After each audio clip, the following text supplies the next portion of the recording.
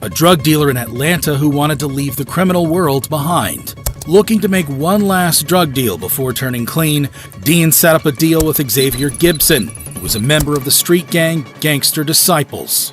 The gang had learned that Dean previously worked as a police informant and lured him to meet at Gibson's house in Sandy Creek Drive.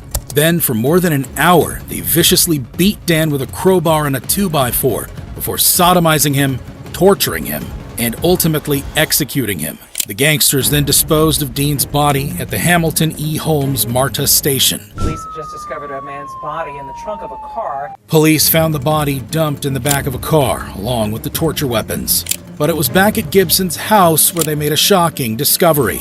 Police found evidence that the suspects continued living at the house, with Dean's bloodstains everywhere. 5 members of Gangster Disciples were arrested for Dean's murder: Christopher Lockett, Xavier Gibson, Cortez Clark, Joshua Rooks, and Jasper Green. Such was the extent of the torture that prosecutors said Dean's skull was actually depressed. They beat him to the point that his skull was actually depressed. They also said the suspects were trying to send a message to other gang members.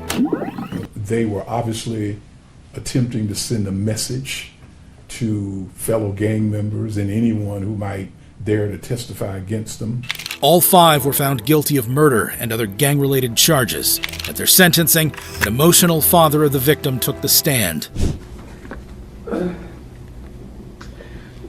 We all have empty space in our hearts for Chris.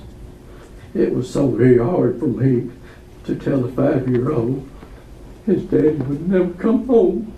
Ultimately, the 5 gang members were sentenced to life in prison for the murder of Christopher Dean. While Christopher Dean's killers showed no remorse, the suspect in our next case made the whole courtroom emotional. This is Tariq Jackson, who's on